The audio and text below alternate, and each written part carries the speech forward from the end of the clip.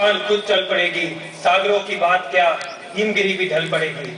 युवा साथ चले तो क्या ये दिशाएं हमारा पथ रोक लेगी। दीपक की बात क्या, हजारों सूरज जल पड़ेंगे।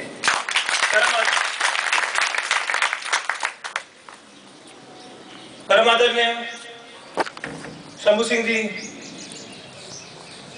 खेतान साहब, मेरे बड़े भाई रविंद्र प्रताप सिंह जी, झालामल, वधेरा साहब, चैन सिंह जी, ईसर गावड़ा, सम्मानित मंच, अति विराजमान, पिता तुल्य, बुजुर्गजन, भाई बंधु और हमारा प्रिय युवा साथी, आज के दिन में पिंटू सिंह जी और महेंद्र सिंह जी ने आज के शुभ अवसर में मैं आपने बहुत शुभकामना देनी चाहूँ और मैंने पूरा विश्वास है कि जो हर युवा साथी ने जो अपेक्षा है, उम्मीद है, उस पे आप खड़ा उतरेंगे। और जैसे आपको मेरे बड़े भाई रविंद्र प्रताप सिंह जी ने बताया कि आज का जो युग है परिवर्तन का युग है, बदलाव का युग है और इस परिवर्तन की शुरुआत जो है 2011 में हुई। पूरे भारत में एंटी करप्शन आंदोलन की शुरुआत हुई। ठीक उसी समय अमेरिका में और कई अरबी देशों में भी आंदोलन की शुरुआत हुई और इसमें युवा शक्ति का एक बहुत महत्वपूर्ण योगदान था। अरब की अगर आप बात करो तो 11 मुल्क की सरकारें गिर पड़ी और आज की तारीख में भी सबको एहसास हो रहा है कि अपने भारत में परिवर्तन और बदलाव आने वाला है।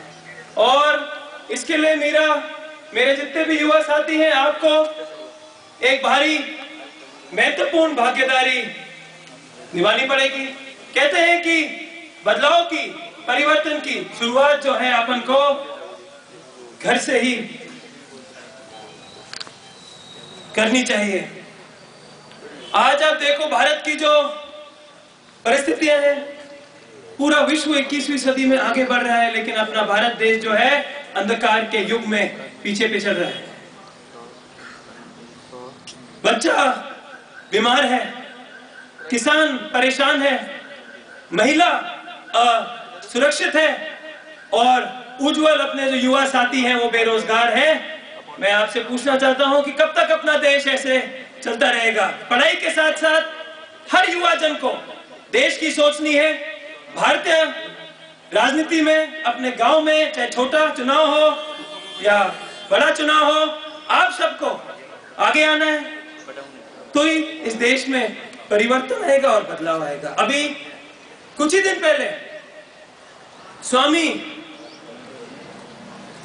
विवेकानंद जयंती थी और मुझे एक स्वामी विवेकानंद जी की कोई कई भी बातें याद आ रही है।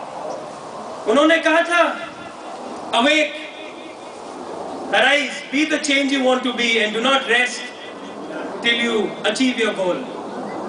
बड़े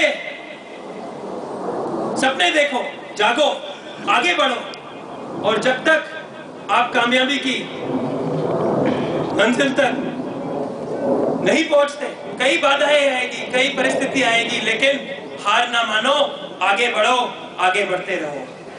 मेरे युवा साथी कि यूथ पार्टिसिपेशन, युवा हर गांव में, हर ढाणी में, हर बूथ पर जो भारतीय जनता पार्टी का नारा था, 1 बूथ 10 यूथ, आप लोग सब आगे आए, खड़े उतरे और आज माननीय मुख्यमंत्री साहिबा भी ये बात को स्वीकार करती है कि भारतीय जनता पार्टी की जो 160 सीटें से भी ज्यादा आई है, इसमें सबसे महत्वपूर्ण योगदान युवा शक्ति का रहा है। आपसे यही निवेदन है कि ये जो अपना विधानसभा का चुनाव था, ये एक सेमीफाइनल था। भारत का महायुद्ध फाइनल के रूप में अभी लोकसभा चुनाव बाकी है।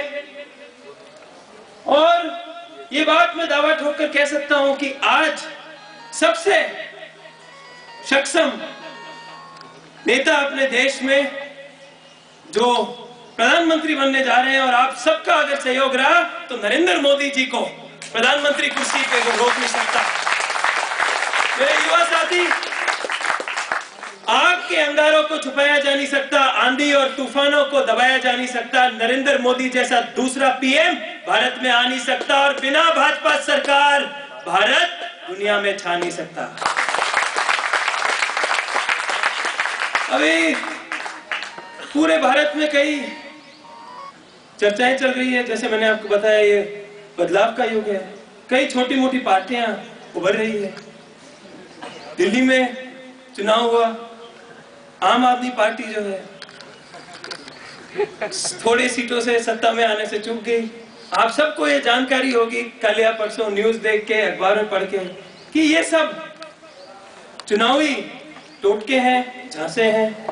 ये युवा शक्ति की जिम्मेदारी है कि आप गांव-गांव जाके, ढाणी-ढाणी जाके हर व्यक्ति को जागृत करें कि देश में क्या हो रहा है और अपन को आगे अपना भविष्य सुधारने के लिए क्या करना चाहिए। एक बारी और मैं पिंटू सिंह जी का, महेंद्र सिंह जी का और युवा कार्यकारिणी का आभार प्रकट करना चाहूंगा कि आप खीमसर पधारे, मेरे को यहाँ आने का आमंत्रण दिया, साफा और माला पहना के मेरा स्वागत किया, मान सम्मान दिया। आप सबका तहे दिल से आभार, बहुत बहुत धन्यवाद। अंत में मैं अपने पूर्व सर्वश्रेष्ठ भारत के प्रधानमंत्री अटल बिहारी वाजपेयी जी की कविता के कोई अंश सुना के मेरे वाणी को विराम देना चाहूंगा। कदम बढ़ाकर चलना होगा, हास्य रुदन में, तूफानों में, अगर असंख्यक बलिदानों में, उत्तानों में, वीरानों में, अपमानों में, सम्मानों में, उन्नत मस्तक उमरा सीना, पीड़ाओं से पहलना होगा। आपको, हमको, भारत की, राजस्थान की 36 कौमों को कदम बढ़ाकर, कदम मिलाकर चलना होगा। जय भारत, जय राष्ट्र।